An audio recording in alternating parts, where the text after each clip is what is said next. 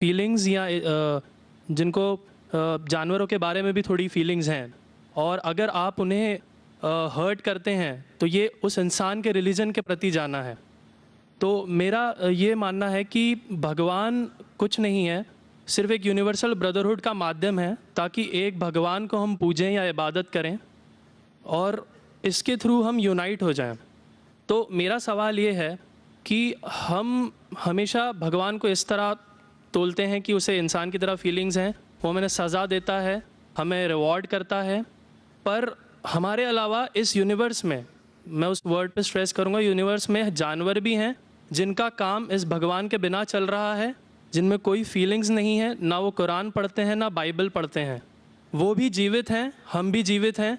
हमें एक गुमान हो गया है कि हम थोड़े स्मार्ट हैं, पर वो भी इस सृष्टि का हिस्सा हैं। तो इस यूनिवर्सल ब्रदरहुड में उनके प्रति हमारी भावनाएं के बारे में कुछ जिक्र, और मैं जानना चाहूँगा कि क्या पैंथीज़म इसका एक सॉल्यूशन नहीं है, क्योंकि इसमें हम किसी एक इंडिविजुअल को वर्शिप नहीं करते। जैसा कि जुडाइज़म में कहा गया है कि I am a jealous God, और एक जेलस एक ऐसा इमोशन नहीं है जिसे हम पूज सकें मेरे हिसाब से।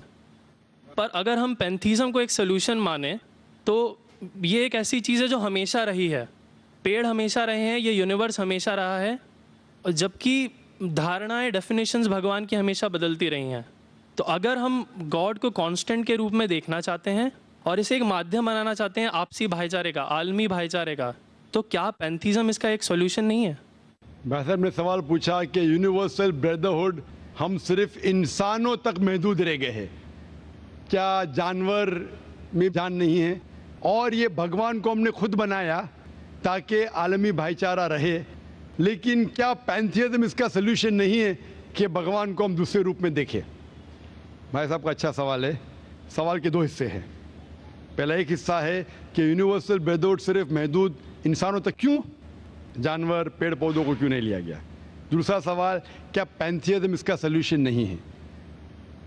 पहले सवाल का जवाब कि यूनिवर्सल ब्रदरहुड, आलमी भाईचारा के अंदर हम बाकी जीवित चीज़ों को क्यों नहीं लेते? अगर लेंगे तो जीना ही मुमकिन नहीं है। अगर हम लेंगे बाकी जीवित चीज़ों को, हम आलमी भाईचारे में लेंगे, तो आपको यहाँ खड़े रहना भी मुमकिन नहीं है 5 मिनट तक के। क्यों? मैं बोलूँगा, क्योंकि मैं डॉक्टर हूँ। भाईचारा का एक उसूल है कि दूसरे भाई का कत्ल मत करो। उसूल है क्या नहीं? ठीक है। आप सांस ले रहे, अभी सांस ले रहे ना? आप जब सांस लेते लाखों जर्म्स का कत्ल कर रहे हैं आप कैसे भाई? ये लाखों लोग का कत्ल कर रहे जीने के लिए, ये कैसा भाईचारा है? तो इसीलिए भाईचारे का डेफिनेशन जरा हम बराबर तौर से समझ ले, फिर हम डिस्कस करें। क्योंकि अगर आप कहेंगे हर जीवित चीज मेरे भाई है, तो आप भाईचारे के खिलाफ।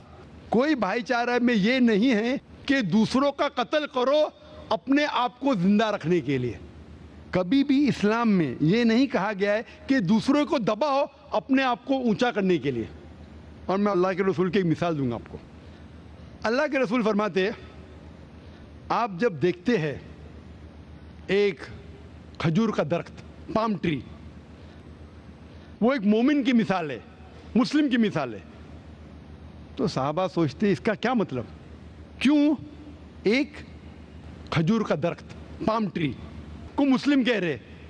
समझ में नहीं उनको। आज हम जानते हैं, उस टाइम अल्लाह के रसूल ने कहा कोई भी पेड़ पौधे जब भी बढ़ते ऊपर, वो क्या करते हैं?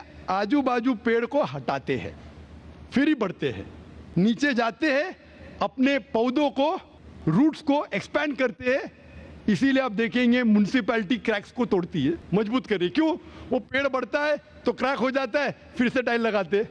जितना पौधा बढ़ता है, जितना पेड़ बढ़ता है, उतना आजू बाजू नुकसान करता है।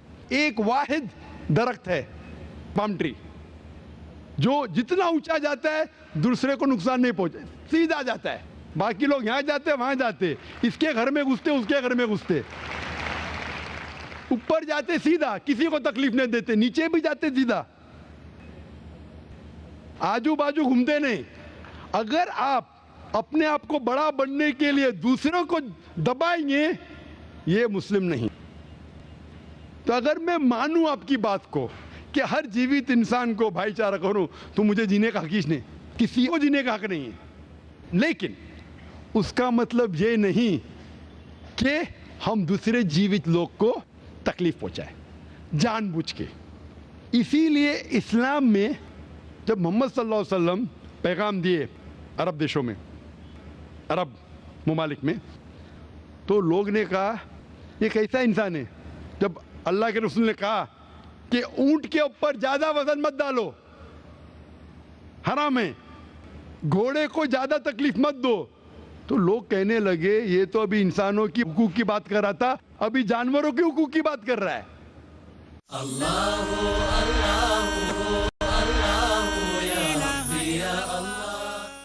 अल्लाह के रसूल फरमाते जब एक शख्स आग उगाता, बोलते आग को बुझाओ, क्यों? उधर चींटियां मर रहे हैं। उसका मतलब जानबूझ के कोई भी जीवित चीज को मारना हराम है। सिर्फ अनजाने में इजाजत है, या जिसकी इजाजत खुदा ने आपको दी है, जिसकी इजाजत दी है खुदा ने। मिसाल के तौर पे मनुस्मृति में चैप्टर नंबर 5 श्लोका नंबर 31 में लिखा है कि खुदा ने कुछ जानवरों को बनाए खाने के लिए और किसको खुराक बनने के लिए, some to be eaten some to eat. अगर वो खाने वाला जानवर दूसरे जानवर को खाता है जिसको खुराक के लिए बनाया है, तो कोई गुनाह नहीं है। मनुस्मृति चैप्टर नंबर 5 श्लोक नंबर 30 में अगर आप उस जानवर का कत्ल करते जो खाने के लिए बनाया गया है, तो आप गुनाह नहीं कर रहे। Manusmriti chapter number 5 shloka number 39 में सैक्रिफिशियल एनिमल, जो एनिमल कुर्बानी के लिए बनाए गए उसकी कुर्बानी देना गुनाह नहीं है। मैं क्यों हिंदू धर्म से कह रहा हूँ, मुस्लिम से भी कह सकता हूँ, बहुत से हवाले। उसका मतलब हमें किसी को तकलीफ नहीं देना चाहिए। लेकिन अगर अनजाने में चलते चलते चींटी मर गई तो आप बाहर चले नहीं सकेंगे, आप सांस लेंगे जर्म। तो अल्लाह ताला ने जर्म को पैदा किया है मरने के लिए आमतौर पे, तो आप गुनहगार नहीं। मालूम कुछ जैन लोग मास्क पहनते तो भी मरते, पानी को उबालते, उबालने से मार रहे, उबालने पानी पी के फायदा क्या? अंदर मारने के बदले बाहर मार रहे, क्या फायदा? ये मुमकिन ही नहीं है। लेकिन जानबूझ के कोई जानवर को, और एक मिसाल दूंगा, हमारे खतीब जुमा नमाज पढ़ाए थे कल, डॉक्टर उस्मान, उनने अपने खुतबे में मिसाल दी थी।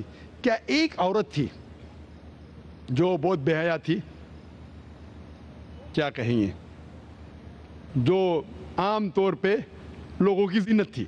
मैं लफ्ज़ उर्दू ज़रा मेरी कमज़ोर है, मैं किसी को ठेस नहीं पहुंचाना चाहता। इंग्लिश में कहेंगे नॉट विथ गुड कैरेक्टर, बाजारी औरत। ज़रा मैं ऐसे लफ्ज़ नहीं इस्तेमाल करना चाहता किसी को चोट पहुंचे। तो बाजारी औरत थी जो बहुत गुनाह करती थी, लेकिन एक वक्त एक कुत्ते को पानी पिलाया तो अल्लाह के रसूल फरमाते सिर्फ वो एक अच्छे अमल के वजह से खुदा ने उसे जन्नत में डाला। बाजारी औरत गलत काम करती है, जिना करती है, एक अमल क्या की, एक कुत्ते को पानी दी, इंसान को नहीं कुत्ते को, और अल्लाह उसे जन्नत में डालता है। दूसरी तरफ एक अच्छी औरत, नेक औरत, लेकिन एक बिल्ली को बंद करती है, चेन करके रखती है, उसकी आज़ादी को कैद करती है, अल्लाह ताला उसको जहन्नम में डालता है, नरक में डालता है। इसे कहते हैं जानवरों के हुकूक। मतलब जानवरों के भी हुकूक इस्लाम में हैं। अल्लाह के रसूल फरमाते कि चिड़िया की जान भी मत लो बिना वजह। चिड़िया, स्पैरो, आप पढ़ेंगे कुरान में और हदीस में कई इसके पर लेक्चर। तो इसलिए हम मानते हैं कि जीवित चीज का हमें एहतराम करना चाहिए, उसके रूल रेगुलेशन है। बोलेंगे सब जीवित चीज मेरे भाई है, नहीं भाई, सब भाई नहीं है। अभी कुछ लोग इतना करते, कुत्ते के पीछे हर महीने लाख रुपया खर्चा करते। अरे गरीब लोग मर रहे, लाख रुपये से 10 घर हर महीने लाख रुपया अपने पूडल के ऊपर डालते हैं। लाख रुपये से कम 10 घर तो चलेंगे ना महीने, 20 घर चलेंगे बंबई में, हाँ के नहीं? वो 20 घर को संभालो ना, एक पूडल को संभाल रहे।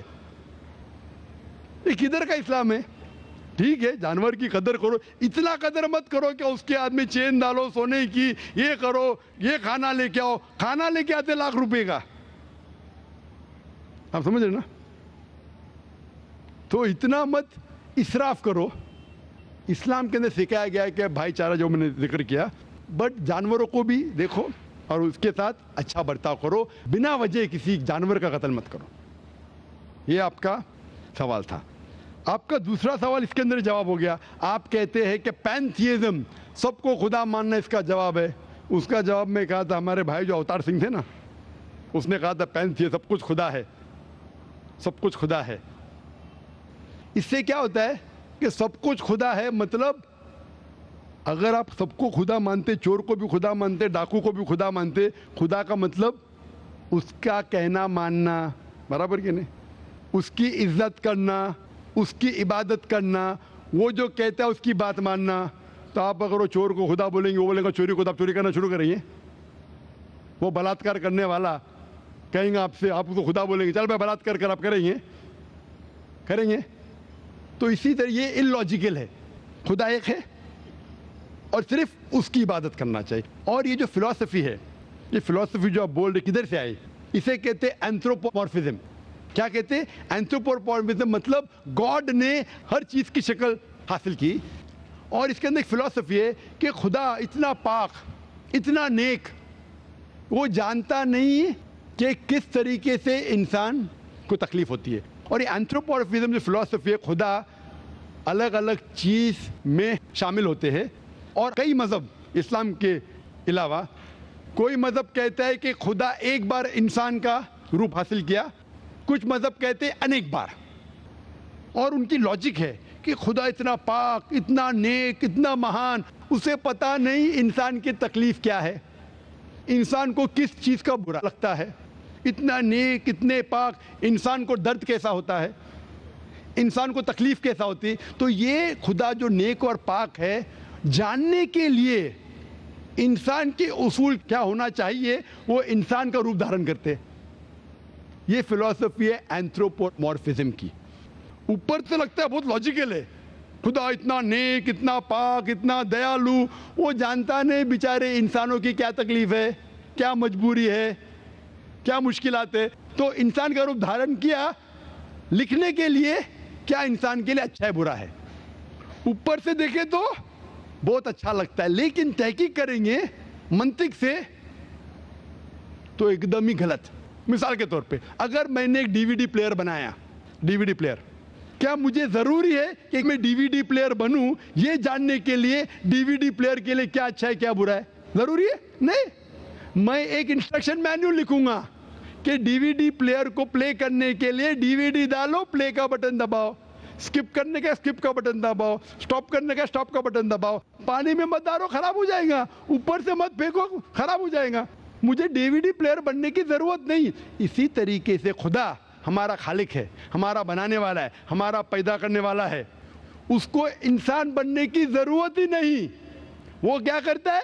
इंस्ट्रक्शन मैन्युअल लिखता है, इंसान के लिए क्या अच्छा है क्या बुरा है, क्या खाना चाहिए क्या नहीं खाना चाहिए, कैसा इबादत करना चाहिए। और इस खुदा का आखिरी इंस्ट्रक्शन मैन्युअल है